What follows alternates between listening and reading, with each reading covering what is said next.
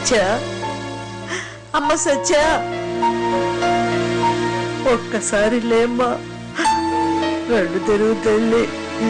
అమ్మా బామ్మను వచ్చానమ్మా, నేను లే తల్లి, మా అమ్మ కదూ. అమ్మా సత్య, ఒక్కసారి కళ్ళు తెరిచి చూడు తల్లి. కన్ను ఇలా ఉంటే నేను చూస్తూ తట్టుకోలేనమ్మా, తట్టుకోలేను.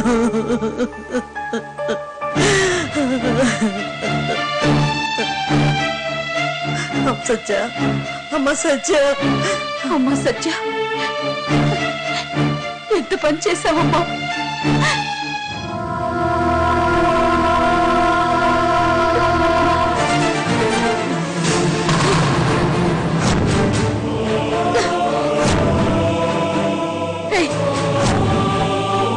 ఎందుకు వచ్చావు నువ్వు?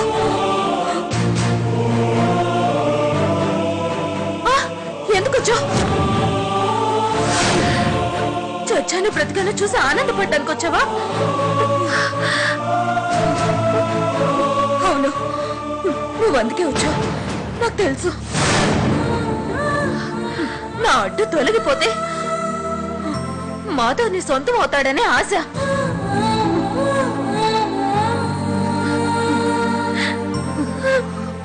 అందుకే అందుకే నేను చచ్చానేమోనని సంతోషపడుతున్నావు కదూ? నాకు ఈ గతి పట్టేదే కాదు కదా, అందుకే నిన్ను చంపడమే కరెక్ట్.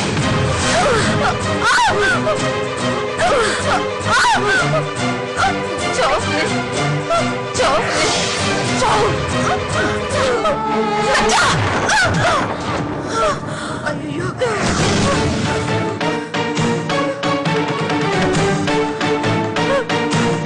నువ్వు అసలు మర్చివేనా? ఆ మాట నేను నిన్నడగానే. ఇక్కడ పిల్ల చావు బతుకులో ఉంటే తమాషా చూడడానికే నా నువ్వు దాన్ని ఎంటేసుకొచ్చింది.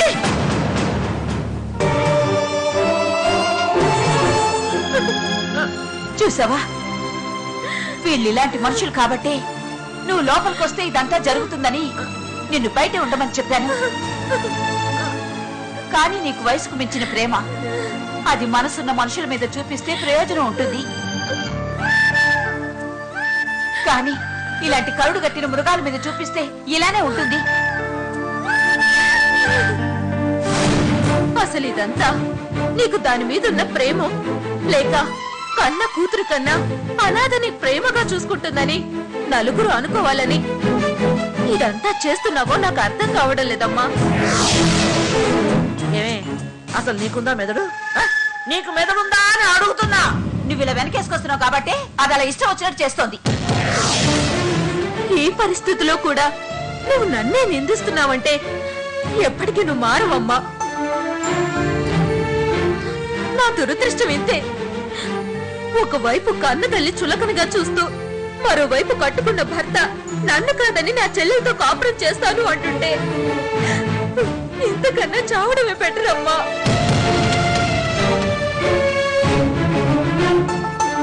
అసలు అసలు నన్ను ఎందుకు బ్రతికించారమ్మా? ఇలా క్షణక్షణం చంపడానికేనా? అందుకే అయితే ఇప్పుడే నా పీత పిసికి చంపేయమ్మా, చంపేయమ్మా. నువ్వు ఆగమ్మా, నువ్వు ఆగమ్మా. సునంద, నువ్వు సత్యను కాపాడకపోయినా పర్వాలేదు, కానీ దాని ప్రాణం తీయకుండా ఉంటే చాలు. నీకు దండం పెడతాను, నువ్వు దయచేసి బయటికి వెళ్ళు.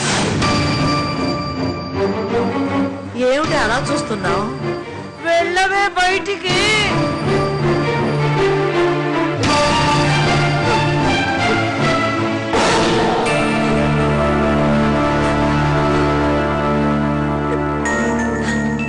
అమ్మా